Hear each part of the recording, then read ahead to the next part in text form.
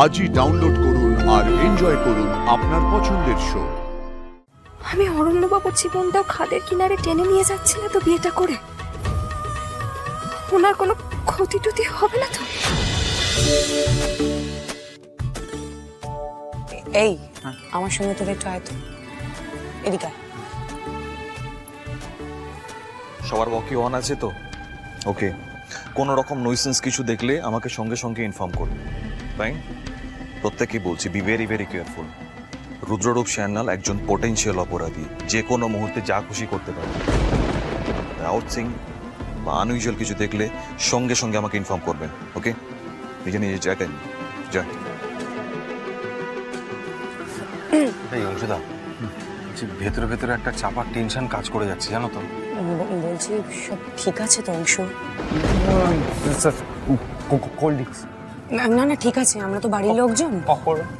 লাগবে না, গেস্টদের দাও। এক মিনিট আমি দুটো নেবো। হ্যাঁ, থ্যাংক ইউ বেশ ভালো। ভাইয়ের কথা কতটা ভাবিস তুই? আরে চুপ কর না। ঠিক হচ্ছে এটাই হয়, লোকজন বাড়িতে বেশি আর কি হচ্ছে।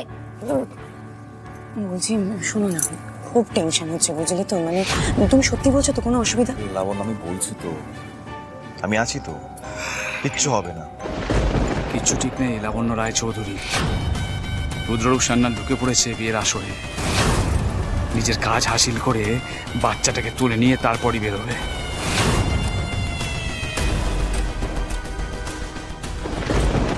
একটা কথা বলো তো, ফুলকি কোথায়? ফুলকি এখনো নাবেনি কেন? বিয়ের সময় তো হয়ে যাচ্ছে। হ্যাঁ আমি গিয়ে আমরা এসে গেছি।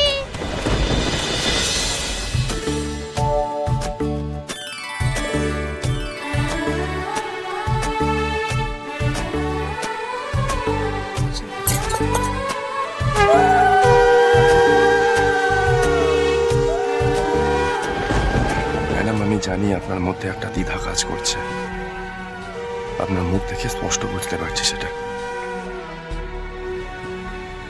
কিন্তু পাশাপাশি ফুলঝুরির মুখটার দিকে তাকিয়ে বড্ড আনন্দ হচ্ছে আমার। আজ কত খুশি মেয়েটা, বড্ড খুশি।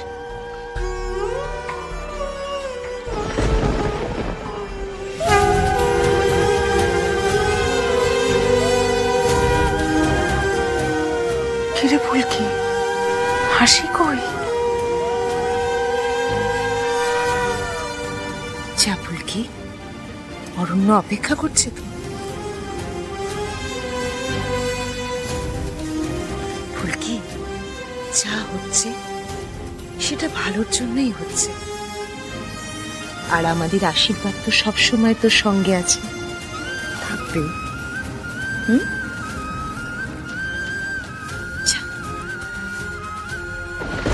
আশীর্বাদ ফাশীর্বাদে কিছু হবে না। ফুলকি দাস নাকি সুখী হবে। রুদ্ররূপ সান্যাল এই ধরাধামে বেঁচে থাকতে অসম্ভব। ফুলকি দাস, তোমার জীবনে রুদ্ররূপ সান্যাল আসবে ফিরে ফিরে, বারবার, রক্ত বীজের মতো। ধানু, লাবু, হ্যাঁ ওকে নিয়ে যা। যাও যাও, এসো।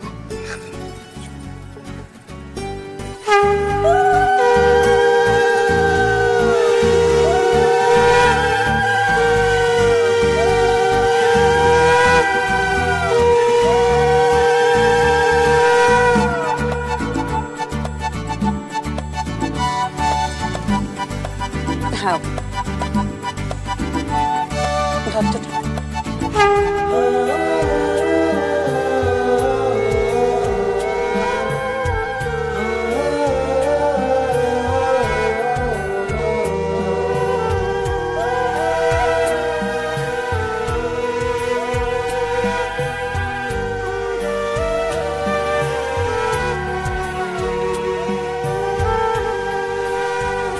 বাবা, তোমার ডান হাতখানি দাও, মা তোমার বাঁ হাতখানি দাও।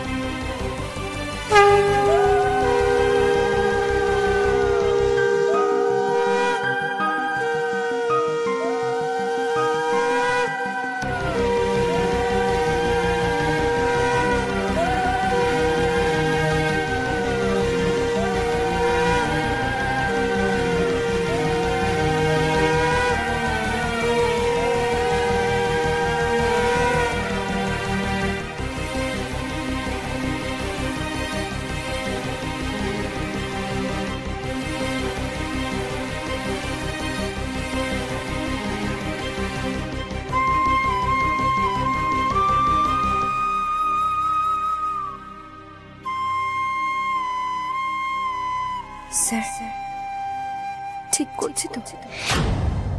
যদি নিজের মনে দোলাচলের কথা বাদও দিই, ঠিক করছি তো কাজটা?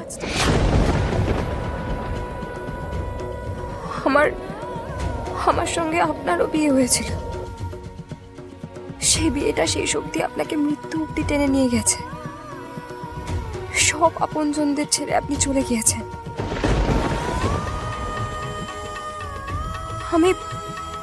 আমি অরণ্যবাবুর জীবনটাও খাদের কিনারে টেনে নিয়ে যাচ্ছি না তো বিয়েটা করে? ওনার কোনো ক্ষতি টতি হবে না তো?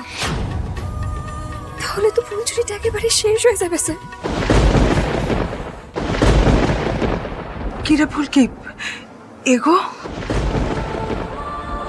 ফুলকি, দাঁড়িয়ে গেলে কেন? অরণ্য তো অপেক্ষা করছে, এগো। আর এগো, এই তো আমি জানি ফুলকি দাস বিয়েটা করে উঠতে পারবে না। ছোলাবে লাস্ট অব্দি এসে। এই ঘটনাটাকে কিভাবে যে জনগণের কাছে উপস্থাপনা করা যায় যাতে ফুলকির ভাবমূর্তির ক্ষতি হয়, সেইটাই চিন্তা করে দেখতে হবে। ব্রেকিং নিউজ হয়ে যাবে যা মনে হচ্ছে। মিনিস্টার ফুলকি দাস বিয়ের মণ্ডপ অব্দি একটা ছেলেকে টেনে নিয়ে গিয়ে বেঁকে বসলো। উফ, রসালো খবর হবে পুরো দিকে দিকে। ফুলকি হঠাৎ করে ওরকম দাঁড়িয়ে গেল কেন? ও তো দেখছে সবাই দাঁড়িয়ে, তা সত্ত্বেও। একটা অসুবিধা তো ওর হচ্ছেই আদি।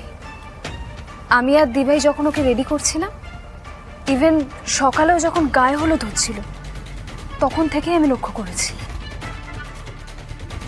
ভালোবাসার মানুষকে হুট করে হারিয়ে ফেলার যে কষ্ট, সেটাকে বুঝুক বা না বুঝুক, আমি বুঝি।